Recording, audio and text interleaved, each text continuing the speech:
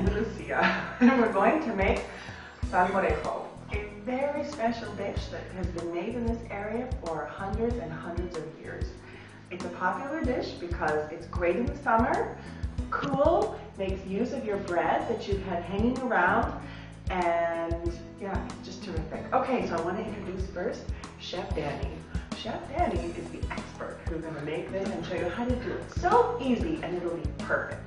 Thank you, Chef Danny. Thank you. I'm going to show you what you need. First, a glass of red wine, very critical. Okay? A good red wine. Next, you're going to need tomatoes and green peppers. The tomatoes need to be fresh, yeah, and they should be nice and round, but you can get really nice tomatoes in your grocery store.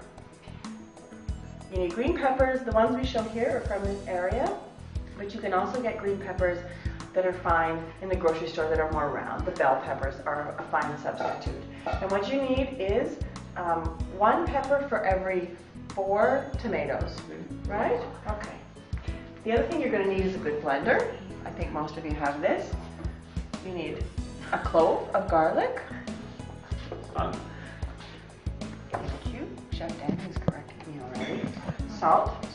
This is coarse sea salt, but if you have regular salt in your kitchen, it's also fine. You need vinegar. This is important. This is white wine vinegar, okay? It's not any other kind. White wine vinegar is really important. Extra virgin olive oil. This is the olive oil from this area. This is why this area of the country is famous. And this is made in this town where we are right now, which is Benameji. Okay? And lastly, the bread. But you can use any bread that you have in your kitchen that is even a bit old. It's a great way to take advantage of using old bread that you don't want to eat anymore. Okay? Your tomatoes. Hit it, Danny. Rock it. We're just liking some music. See how Danny does the cutting? It can be in any size or shape.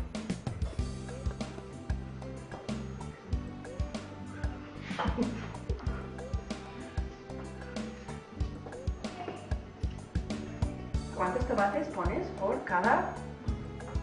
4 tomates de estos medianos por cada medio pimiento. Ah, okay. Take note. There was a mistake before. 4 tomatoes for every half of a pepper. Yeah? So 1 pepper is 8 tomatoes. I know you guys can do the math.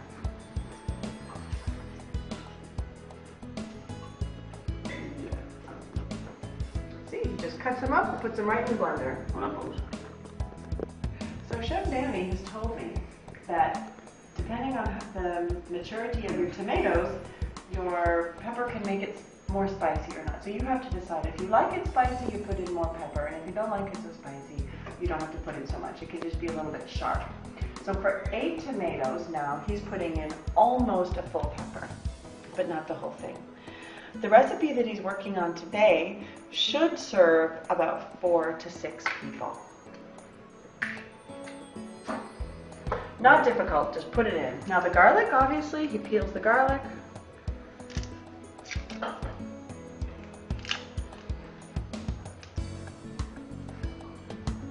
No.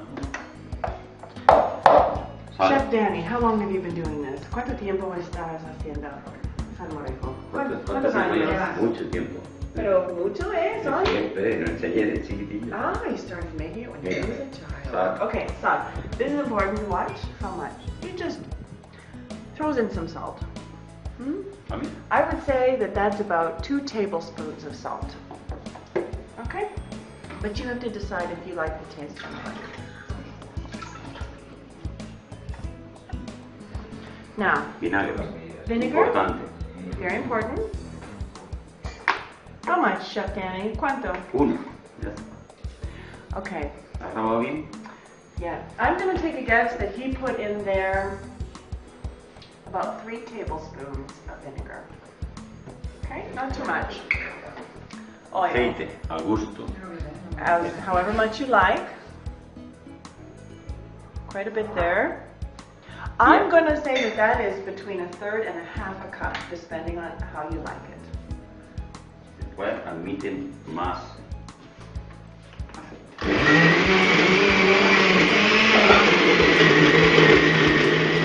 I want to point out that the amount of time you take to blend it depends, it goes really fast, but what you should note is that if you're using the tomatoes with the skin on, the skin will be in there, and you just do it until the tomato skins are really, really, really tiny, or almost you can't see them.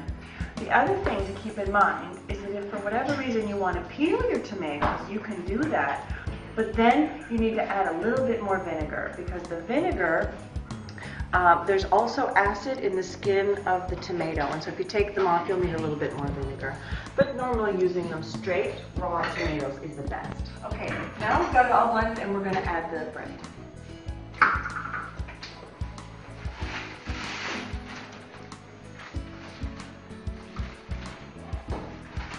También al gusto.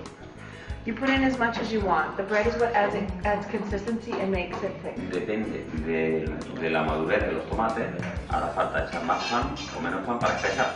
Okay, so it depends on how thick you want it. It also depends on the maturity of the tomatoes. So you add more or less bread depending on how thick you like it. So you just put it into chunks and put it right in the blender. It's really pretty easy. Hecho todo. Es un specialty de macaroni with butter, tulip butter, and most important butter. Okay, so now it is finished adding the bread. And what's next, Danny? A probar. A probar. Time to test it. See if it's good. Let's have a look. Oh, for me. Oh, look. Very good. I think it needs more bread. Pienso que necesita más pan. Okay, es muy flojo. It's very liquid, and I think it needs more bread.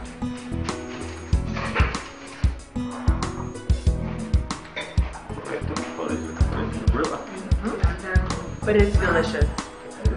Mientras más pequeño, más ¿Cómo te va, Checho?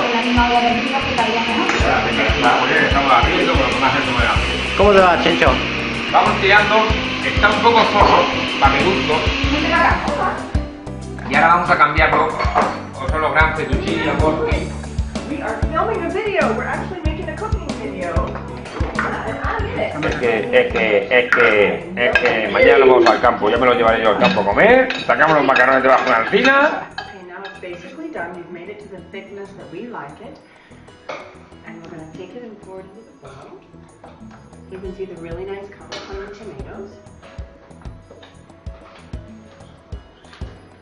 So this is served with bread cut up in small pieces, and you can dip it in. But what's really nice to do is within there you put some crunchy bacon or ham that's cooked and hard-boiled egg, okay? And it makes a really lovely dish on a summer's day. It needs to be cold. Well, your Salmorejo will get more spicy the longer you leave it, but it's really important that you leave it for a time in the fridge so that it gets nice and cold, and you serve it cold. Obviously, you want to put your bacon and the hard-boiled egg in just before you serve it, okay? It's been fun. I hope you enjoy it.